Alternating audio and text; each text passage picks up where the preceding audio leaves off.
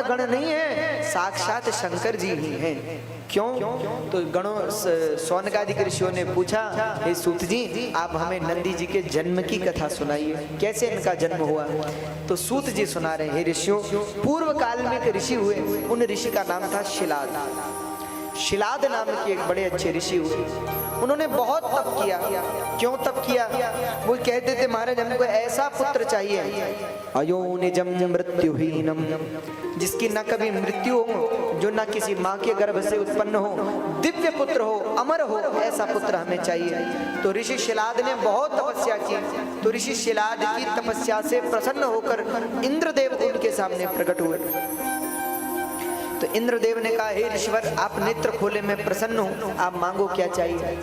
तो महर्षि शिलाद ने कहा, अयोनिजम मृत्युहीनम, महाराज मुझे ऐसा पुत्र चाहिए, वरम मृच्छामि सुव्रतम, आप मुझे ऐसा वर दीजिए जिससे मेरे घर में ऐसा पुत्र हो जो अयोनिज हो, किसी माँ के गर्भ से जन्म लेने वाला ना हो, और मृत्युहीनम, जिसकी कभी मृत्यु ना हो, अजर अमर हो, ऐसा पुत्र हमें दीजिए। तो इंद्र जी ने कहा, बोले महाराज मृत्यु तो हमारी भी होती है, तो अमर हम कैसे पुत्र आपको दे दें, हम खुद अमर नहीं है, तो फिर हमें ऐसा पुत्र कैसे मिलेगा। बोले ऐसा पुत्र तो शिव जी ही दे सकते हैं और कोई नहीं दे सकता। तो अब ऋषि शिलाद ने कहा, तो देवराज आप जाओ, मैं शंकर जी की आराधना करूं। अब शंकर जी की आराधना महर्षि शिलाद करने लगे। जब कई वर्षों बीते तो कुछ वर्षों के बाद भगवान शंकर शिलाद के सामने प्रकट हुए। बोले शंकर भगवान की जय। कला यहाँ भगवान शंकर महर्षि शिलाद के सामने प्रकट हुए। मांगो ऋषिवर क्या चाहिए आपको। महर्षि शिलाद ने कहा, हे प्रभु, हे विश्वनाथ, आप अगर देना ही चाहते हैं तो अयोनिजम मृत्युहीनम, अयोनिज पुत्र और मृत्युहीन पुत्र मुझे दीजिए, जिसकी कभी मृत्यु ना हो, जो अजर अमर हो। कहते हैं तब इतना सुनते ही भगवान विश्वनाथ ने कहा, हे शिलाद, ऐसा पुत्र होना तो असंभव है, क्योंकि अजर और अमर मृत्यु से परे तो हम ही हैं, बाकी तो सब जन्म लेते हैं मरते हैं, इसके हमारे अतिरिक्त तो कोई है नहीं। तो शिलाद ने कहा, महाराज मुझे आप जैसा ही पुत्र चाहिए।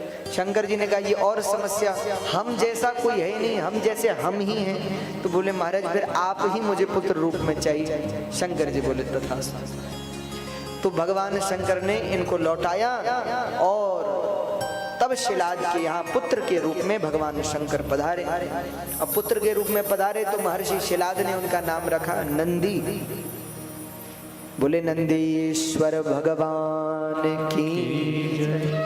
तो शंकर जी ने ही नंदी के रूप में अवतार लिया। कहते हैं नंदी जी बड़े विद्वान थे, बचपन से बड़े ज्ञानी, बड़े विद्वान, शास्त्र वेद वेदांत दर्शन स्मृतियों को जानने वाले ऐसे अद्भुत विद्वान थे। उनके पिता बड़े प्रसन्न रहते अपने पुत्र से, बड़े पितृभक्त थे, गुरु भक्त थे, हाँ संत सेवी थे। तो शिलाद को बड़ी प्रसन्नता थी कि महाराज हमारा पुत्र तो बहुत अच्छा है। और देखो जिस माता पिता के घर में संतान अच्छी होती है, इससे बड़ा सुख और क्या होगा माता पिता को, सबसे बड़ा सुख है। तो समय व्यतीत होने लगा और एक दिन भगवान शंकर की कृपा से मित्र और वरुण नाम के दो देवता ऋषियों का रूप धारण करके महर्षि शिलाद के घर में पधारे। तो महर्षि शिलाद ने उनका स्वागत किया, ऋषियों को बिठाया, जलपान कराया। तो महर्षि शिलाद ने कहा, आप कहाँ से आ रहे हैं। बोले हम हिमालय से आ रहे हैं तपस्या करके। अच्छा महाराज। तो महाराज ये हमारा बेटा है, इसका नाम है नंदी। तो मित्र और वरुण ने कहा, बोले हमने इस बालक के बारे में सुना है, बड़ा तेजस्वी ओजस्वी बालक है। अच्छा महाराज इसका जरा आप हाथ देख दो। तो बोले ठीक है देख देते हैं। तो मित्र और वरुण ने हाथ देखा और हाथ देखकर कहा, बोले महाराज ये बड़ा विद्वान है, बड़ा गुणवान है, बड़ा पितृभक्त है, बड़ा गुरु भक्त है, बड़ा भगवत भक्त है, पर एक समस्या है। महाराज समस्या क्या है।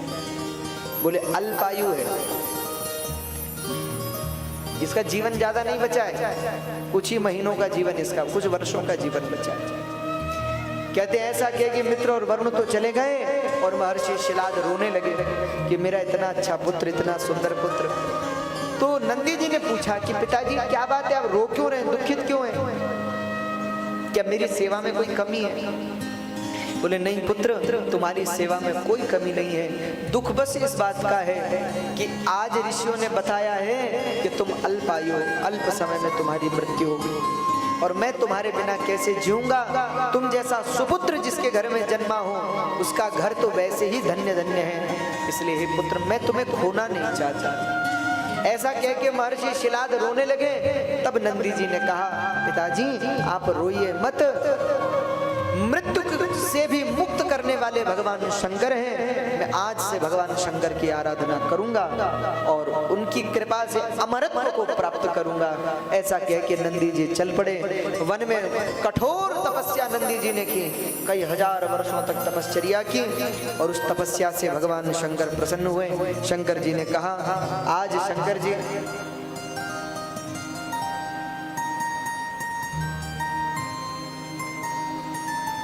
आज शंकर जी प्रसन्न हुए नंदी जी पर। तो नंदी जी से कहा बोले मांगो क्या वरदान चाहिए आपको? तो नंदी जी ने कहा हे प्रभु हमें और कुछ नहीं चाहिए, आप अपनी सेवा में हमको रख लीजिए। शंकर जी ने मुस्कुरा के कहा अच्छा शंकर जी अकेले प्रकट नहीं हुए, भगवती के साथ प्रकट हुए। तो शंकर जी ने कहा भगवती मेरे मन में इच्छा है कि इस बालक को मैं अपना पुत्र बनाना चाहता हूँ। भगवती ने कहा महाराज बहुत अच्छा, इस बालक के प्रति मेरे मन में भी पुत्र भाव प्रकट हो रहा है, इसलिए आज से ये हमारा पुत्र होगा। तो नंदी जी को भगवान शंकर ने पुत्र रूप से स्वीकार किया और तभी भगवान ने अपने गणों को बुलाया और सब गणों को बुला करके कहा आज से मेरे कैलाश के सब गणों में, सब गणों के स्वामी के रूप में इन नंदी जी की पूजा होगी। इसलिए ये हमारे गणेश्वर के रूप में पूजे जाएंगे, नंदीश्वर के रूप में पूजे जाएंगे। तब सबने नंदी जी की जय जयकार की। बोले नंदीश्वर भगवान की जय।